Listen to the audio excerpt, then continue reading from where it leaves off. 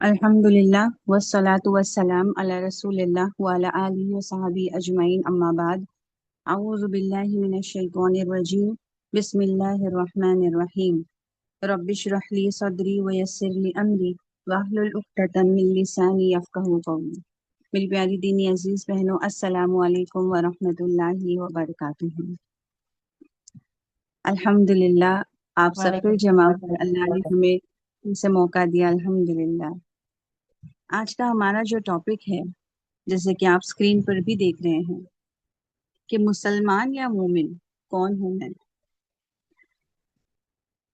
और अगर जब जब मुसलमान को मुसहफ से मोहब्बत होती है, यानी कुरान से जब मोहब्बत होती है, और वो मोहब्बत इसलिए नहीं होती कि वो कोई दुनियावी फायदा उससे उठा रहा है, वो मोहब्बत इसलिए होती है कि उस कुरान के जरिए वो अपने रब को पहचान रहा है, उस कुरान के जरिए वो नबी सल्लल्लाहु अलैहि वसल्लम की जिंदगी को समझ रहा है, और इस मोहब्बत से उसकी जिंदगी में नूर आता है। जब ऐसा हाल होता है तो जो मुसलमान है वो मोमिन बन जाता है। इस्लाम कबूल कर लेना, इस्लाम पर अमल करने की कोशिश करना, शुरुआत कर देना, अल्हम्दुलिल्लाह मुसलमान बन जाता है एक शख्स। लेकिन जब वो अपने अमल से ये बार बार दिखाता है, बार बार अपने अमल से अल्लाह सुब्हानहू व तआला को राजी करने की कोशिश में जब वो लग जाता है और इल्म हासिल करता है, उसके अंदर ये मोहब्बत आ जाती है ईमान के लिए, इस्लाम के लिए, तब वो ईमान की और बुलंदियों तक पहुंचता है और मोमिन बन जाता है। तो हमें अल्हम्दुलिल्लाह, हम सब मुसलमान हैं अल्हम्दुलिल्लाह, और हमें और बेहतर बनना है, ईमान को और मजबूत करना है, अमल को और बेहतर बनाना है, ताकि हम बेहतरीन मोमिनों में भी शामिल हो जाएं। आमीन। आज का जो हमारा जो इंसिडेंट है सेशन का, वो बहुत ही एक सैड इंसिडेंट है सीरा का, बहुत ही। लेकिन उसमें इतनी इंस्पिरेशन है हम सब के लिए, और इंशाअल्लाह कयामत तक जब भी लोग इसको पढ़ेंगे, इस इंसिडेंट को, तो बेशक उनके अंदर ये इंस्पिरेशन पैदा होगा कि मुझे भी ऐसा कुछ करना है, मुझे भी अल्लाह सुब्हानहू व तआला के लिए, अल्लाह के दीन के लिए कुछ करना है, ऐसी मोहब्बत मुझे पैदा करनी है। और ये एक ऐसा एग्जाम्पल बन गया है कि इसकी मिसालें दी जाएंगी। ये बात है जब 4 हिजरी में नबी सल्लल्लाहु अलैहि वसल्लम के पास दो कबीले आते हैं बारी बारी। पहले तो अर रजी का जो कबीला है वो आता है नबी सल्लल्लाहु अलैहि वसल्लम के पास। वो कहते हैं, और हम देख रहे हैं कि ये वक्त कौन सा है, 4 हिजरी, यानी हिजरत के 4 साल बाद, और जंगे बदर हो चुकी है, जंगे बदर की फतह हो चुकी है, और मुशरिक जो है वो बेहद गुस्से में है, परेशान है, और किसी भी तरीके से बदला लेना चाहते हैं, ऐसी हालत है। अब यहाँ पर हम देखते तो अर रजी जो है, यहाँ पर कुछ कबीले वाले आते हैं, नबी सल्लल्लाहु अलैहि वसल्लम से कहते हैं कि हमें, हमारे कबीले के लिए कुछ लोगों को आप भेजिए, ताकि वो इस्लाम हमको सिखाएं, दीन हमको समझाएं। और नबी सल्लल्लाहु अलैहि वसल्लम 10 हुफाज को भेजते हैं, जो उस वक्त के कुर्रा थे, यानी उन्होंने कुरान जितनी भी नाजिल हुई थी उस वक्त तक उसको याद कर लिया था, और उनको जाना ही इसलिए जाता था कि वो कुरान पढ़ते हैं, कुरान याद करते हैं, समझाते हैं, दिन रात इबादत में लगे हुए होते हैं, ऐसे सहाबा। अब कुछ ही वक्त में और एक इंसिडेंट है बिर माउना, इसमें भी दो कबीलों की तरफ से लोग आते हैं और यही कहते हैं कि हमारी तरफ आप लोगों को भेजिए। और नबी सल्लल्लाहु अलैहि वसल्लम इस बार 70 सहाबा को भेजते हैं, और ये भी कुर्रा थे। यानी इनको कुर्रा इसलिए कहा जाता था क्योंकि बहुत ज्यादा कुरान पढ़ते थे। ये कोई ये कोई लड़ाई करने वाले सहाबा नहीं थे, ये सोल्जर्स नहीं थे, ये ईमान वाले, ये इल्म वाले सहाबा थे। और इनको जाना ही इसलिए जाता था कि ये कुरान से मोहब्बत करते हैं। ان کو دین کی اچھی سمجھ ہے، اور اس لیے نبی صلی اللہ علیہ وسلم نے ان کو بھیجا، اور یہ اپنے گھر سے نکل گئے، اپنے گھر والوں کو، اپنے فیملی کو، اپنے کاروبار کو، ہر چیز کو چھوڑ کر یہ اپنے گھر سے نکلے دین کے پیغام کو پہنچانے کے لیے۔ اور سوچئے آج کا زمانہ نہیں ہے کہ ہم کسی کو کال کر لے، پوچھ لے کہ آپ کہاں تک پہنچے ہیں اور حالت کیا ہے وہاں پر۔ اس زمانے میں ایک مرتبہ اگر انسان گھر سے نکل گیا تو پھر جب وہ لوٹ کر آئے گا، چاہے اس میں مہینوں لگ جائے یا سالوں لگ جائے، تبھی گھر والوں کو ایک تسلی ملتی تھی کہ اب ہمارا جو شخص ہے، ہمارا جو بندہ ہے وہ گھر پر آ چکا ہے۔ ان کی ماں، ان کے والد، ان کی بیوی، ان کے بھائی بہن، ان کے بچے سب ان کے انتظار میں رہتے تھے۔ کسی کو پتا نہیں کہ اب گھر سے نکلے تو ان کے ساتھ کیا ہو رہا ہے اور کیا ہو سکتا ہے، اس کا اندازہ ہی بالکل نہیں لگا سکتے تھے۔ اب جب یہ دونوں قبیلے والوں نے کیا کیا، دھوکہ کیا، انہوں نے نبی صلی اللہ علیہ وسلم کے پاس اس طریقے سے بات کی کہ ہم دین سیکھنے والے ہیں، ہمارے ساتھ آپ لوگوں کو بھیجیے۔ اور جب نبی صلی اللہ علیہ وسلم نے پوچھا کہ ان کی ذمہ داری کا کیا، انہوں نے بتایا کہ مجھے ڈر ہے کہ اس قبیلے کے جو لوگ ہیں ان کو نقصان پہنچائیں گے۔ تو اس شخص نے کہا کہ میری ذمہ داری ہے، اور وہ اپنے قبیلے کا سردار تھا، اور اس وقت کا قانون ایسا تھا کہ قبیلے کا سردار اگر کچھ کہہ رہا ہے تو اس بات کو، اس کی عزت کی جاتی تھی، اس پر بھروسہ کیا جاتا تھا۔ جیسے کہ آج اگر کوئی کنٹری کا پریسیڈنٹ اگر کسی کو کہے، کسی شخص کی ذمہ داری لے، تو پھر اس پر لوگ یقین کرتے ہیں نا کہ ارے اتنے بڑے انسان نے اس کی ذمہ داری لی ہے تو اس میں کوئی شک نہیں ہے۔ تو اسی طریقے کی بات تھی، اور نبی صلی اللہ علیہ وسلم نے اسی بھروسے پر اتنے صحابہ کو بھیجا۔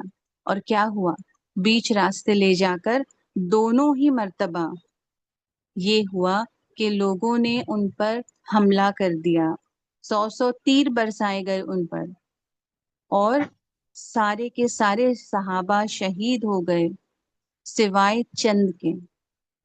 اور ان چند صحابہ میں ایک تھے خبیب بن عدی رضی اللہ عنہ۔ خبیب بن عدی رضی اللہ عنہ یہ ہمارے سامنے ایک بہترین مثال پیش کرتے ہیں استقامت کی اور سچی محبت کی۔ ہم کہتے ہیں کہ ہم نبی صلی اللہ علیہ وسلم سے محبت کرتے ہیں، اور اس محبت کے دعوے میں کیا کرتے ہیں لوگ، قوالیاں گاتے ہیں، کہیں جھنڈے لگاتے ہیں، کہیں لاؤڈ میوزک بجاتے ہیں، لیکن اصل محبت یہ ہے۔ خبیب رضی اللہ عنہ جو تھے، انہوں نے الحارث جو تھا مشرکین مکہ کا ایک سردار، اس کو قتل کیا تھا بدر میں۔ تو اس کے گھر والوں نے کیا کیا، ان قبیلے والوں نے جنہوں نے دھوکہ دیا اور ان کو قید کر لیا، ان سے خرید لیا اور ان کو مکہ لے گئے، اور وہاں پر ان کو بہت ٹارچر کیا گیا، بہت زیادہ ان کو پریشانی دی گئی، تکلیفیں، ٹارچر ان کو، یعنی یہ بھی آتا ہے کہ ان کے انگلیاں تک کاٹ دی گئی، ان کو تڑپایا گیا، لیکن وہ بالکل اسلام سے، دین سے وہ بالکل نہیں ہٹے۔ اور مشرکین مکہ پریشان ہو گئے کہ اس شخص کو ہم کیا کیا تکلیفیں دے رہے ہیں، لیکن یہ تو ایمان سے ہٹنے ہی راضی نہیں ہے۔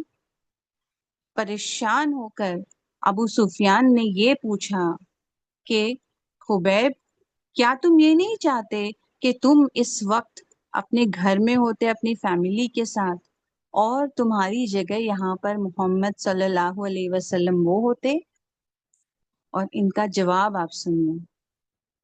انہوں نے کہا میں تو یہ تک نہیں برداشت کر سکتا، میں یہ بھی نہیں سوچ سکتا کہ میں اپنے گھر میں رہوں، اپنے پریوار میں رہوں، خوش رہوں، اور نبی صلی اللہ علیہ وسلم کو ایک کانٹا تک چبھے، میں یہ بھی نہیں برداشت کر سکتا، تو وہ میری جگہ ہو، یہ تو مطلب یہ سوچ بھی نہیں سکتے۔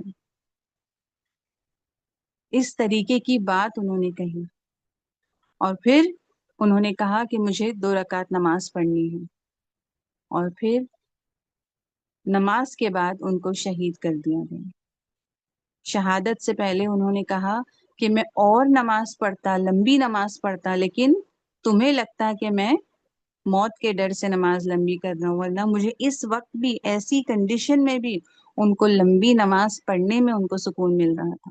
ان کو یہ فکر نہیں تھی کہ اب میرے گھر پر کیا ہونے والا ہے، اب مجھے کیا کیا تکلیفیں اور زیادہ سامنا اس کا کرنا پڑے گا. ان کو سکون کس میں مل رہا تھا؟ نماز میں. اور یہ کیسے ہوا سسٹرز؟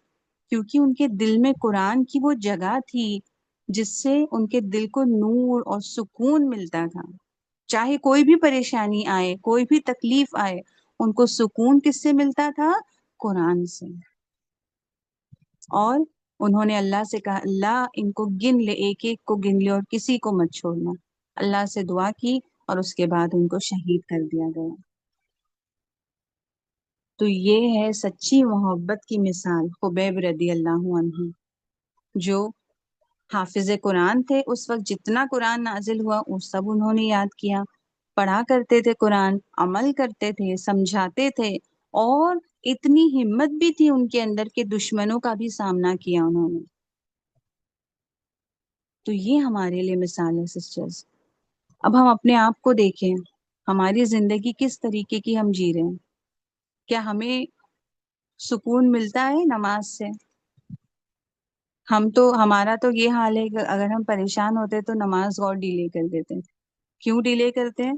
کیونکہ ہم سوچتے بیٹھے رہتے ہیں، ہم گم ہو جاتے ہیں سوچ میں، دکھ میں، پریشانی میں، اور نماز ایک دم عین وقت پر پھر پڑھنے جاتے. کیوں؟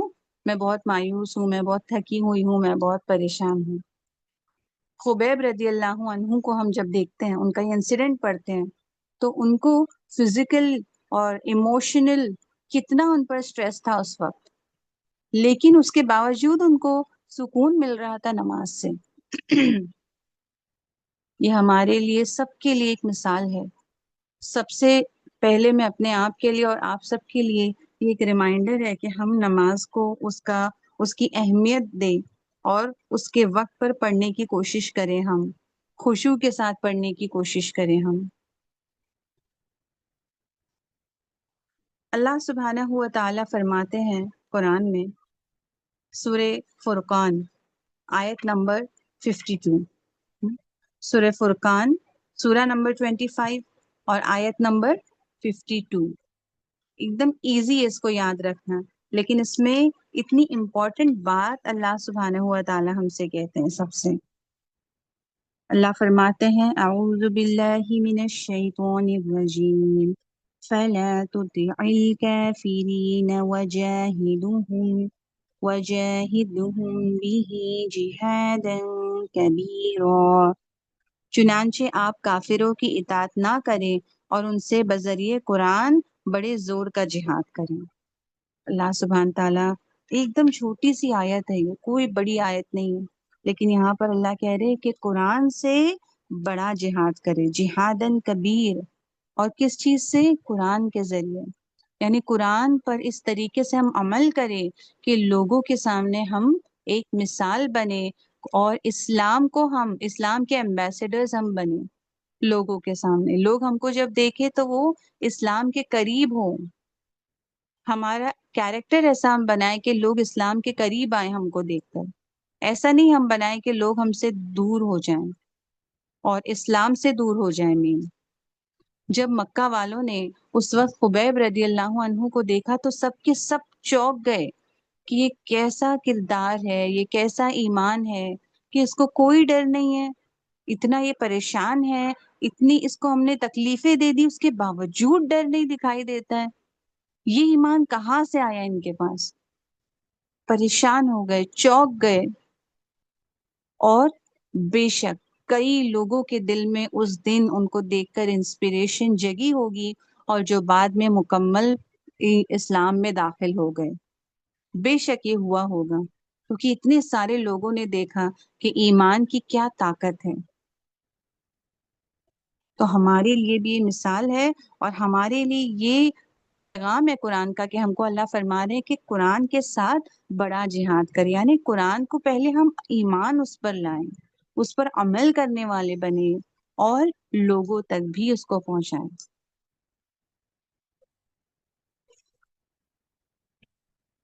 ایک حدیث ہم دیکھتے ہیں. اب نبی صلی اللہ علیہ وسلم فرماتے ہیں The Quran is an intercessor, اور جابر رضی اللہ عنہ سے یہ حدیث ہم تک پہنچی الحمدللہ، وہ راوی ہے اس حدیث کے۔ اکثر ہم صحابہ کے نام ہی نہیں پڑھتے جب حدیث پڑھتے ہیں تو، لیکن انہوں نے یہ محنت کی، انہوں نے کوششیں کی اور ہم تک یہ علم پہنچا۔ تو ہمیں یہ بھی عادت ڈالنی چاہیے کہ ہم صحابہ کے بھی نام پڑھیں۔ اگر ہم کو کوئی بولے کہ 20-30 صحابہ کے نام بتاؤ، تو کیا ہم بتا سکیں گے؟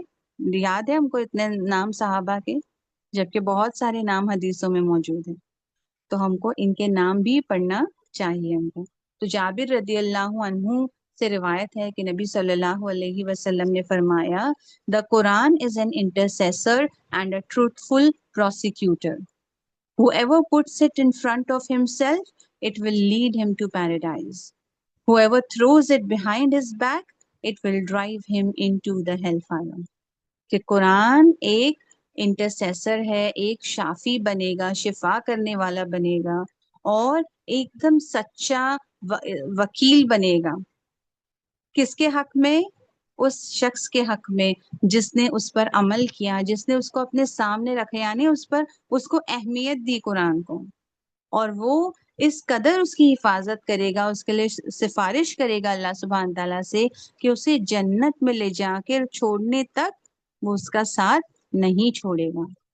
لیکن جس شخص نے اس کو اپنی پیٹھ پیچھے ڈال دیا، پس پش ڈال دیا، یعنی بھول گیا قرآن کو، اور اگر سنتا بھی ہے تو عمل کی کوئی نیت نہیں ہوتی ہے، یاد بھی آتا ہے تو بھی عمل کے لیے کوئی ایک انسپریشن، ایک ایکسائٹمنٹ نہیں ہوتا، عمل نہیں کرتا، تو ایسے انسان کے لیے کیا بن جائے گا؟ وہ جہنم میں لے جائے گا اس کو۔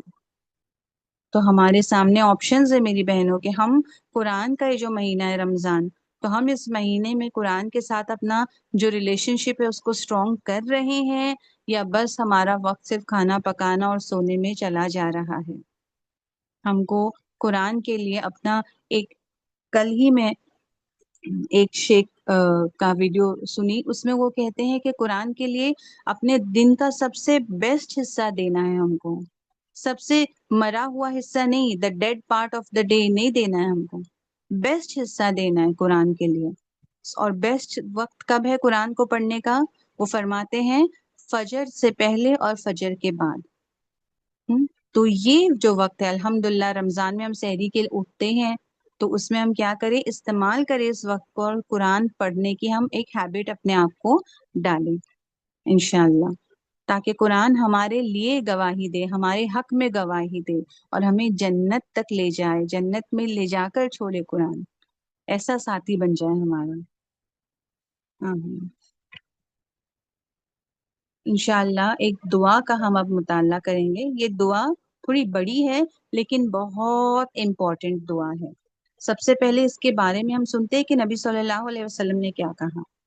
عبداللہ بن مسعود رضی اللہ عنہ فرماتے ہیں، The messenger of Allah صلی اللہ علیہ وسلم said, No person when stricken by anxiety or with sorrow، کسی بھی شخص کو اگر اسے کوئی بھی پریشانی ہو، گھبراہٹ ہو، دکھ میں ہو، کوئی بھی تکلیف میں ہو، اور وہ یہ پڑھتا ہے، اب پوری دعا ہم دیکھیں گے، تو کیا ہوگا اس کے ساتھ؟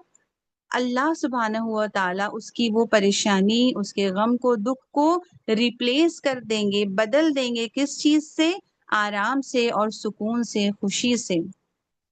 اور ابن مسعود رضی اللہ عنہ نے کہا، تو پھر کیا ہمیں اس کو یاد کر لینا چاہیے؟ تو نبی صلی اللہ علیہ وسلم نے کہا ہاں، جو بھی اس دعا کو سنے تو وہ اس کو یاد کر لے۔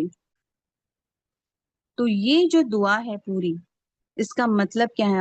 ہم وہ پڑھتے ہیں، او اللہ، I am your slave, son of your slave, son of your female slave. My forelock is in your hand.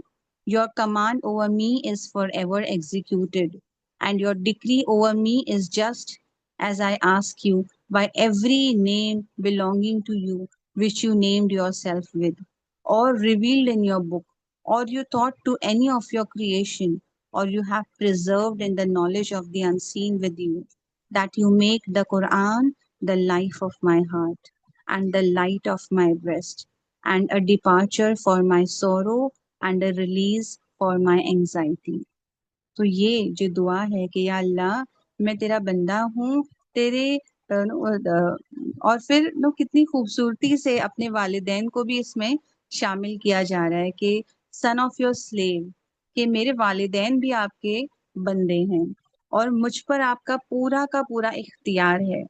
Your command over me is forever اور جو بھی آپ میرے بارے میں فیصلہ کرتے ہیں وہ ہو جاتا ہے اور وہ حق ہوتا ہے، جسٹ ہوتا ہے، ناانصافی والا فیصلہ نہیں ہوتا.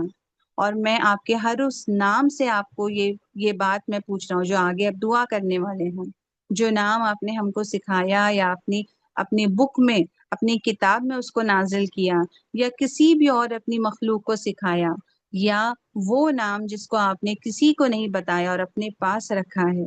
اتنی تعریفیں اللہ کی کرنے کے بعد اب کون سی دعا کر رہے ہیں کہ اللہ قرآن کو میرے دل کا نور بنا دے، میرے سینے کا نور، میرے دل کی بہار بنا دے، اور میرے سارے غموں کو دور کرنے والا قرآن کو بنا دے. تو یہ جو دعا جب بھی کوئی کرے تو اللہ سبحانہ ہوا تعالیٰ اس کی تکلیف کو، اس کی پریشانی کو بدل دیں گے خوشیوں سے، سکون سے، آرام سے.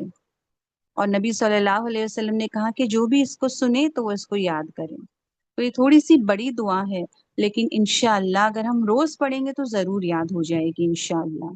تو ہم کیا کریں گے اس کے ساتھ، ہمارا ایکشن پوائنٹ ہم دیکھتے ہیں. ہمارا ایکشن پوائنٹ یہ ہوگا کہ ہم اس دعا کا ایک پرنٹ آؤٹ لے لیں یا اس کو لکھ لیں اور اس کو اپنے قرآن کے، یا جو بھی ہم قرآن پڑھتے ہیں، مصحف پڑھتے ہیں، اس کو اس کے پہلے پیج پر یا کور پیج کے پاس یا اندر ہم اس کو سٹک کریں یا رکھیں، تاکہ جب بھی ہم قرآن کھولے تو ہم کو یہ دعا نظر آئے.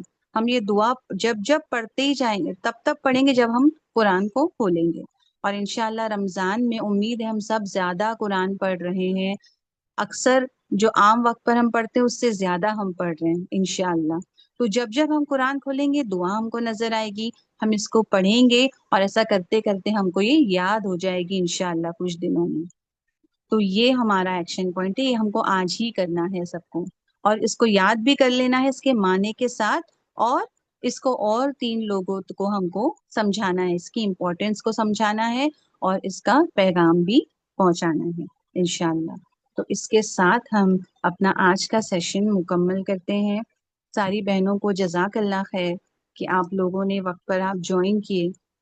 اللہ سبحانہ تعالیٰ سے دعا ہے کہ اللہ سبحانہ تعالیٰ ہم سب کی کوششوں کو قبول کر لے. ہمارے دلوں میں جو بھی کمزوری ہے، جو بھی ہماری نیتوں میں اگر کمی ہے یا کوتاہی ہے ہمارے عمل میں، اللہ سبحانہ تعالیٰ اس کو معاف فرمائے اور ہمیں بہترین عمل کے ہمارے حساب سے اللہ ہمیں بہترین جزا دے. ہمارے سارے کوششوں کو، کاموں کو اللہ اس قبول فرمائے. آمین یا رب العالمین. اس رمضان میں اللہ سبحانہ تعالیٰ ہم سب کی مغفرت کر دے، ہماری فیملیز کی مغفرت کر دے اللہ سبحانہ ہوا تعالیٰ. آمین یا رب العالمین.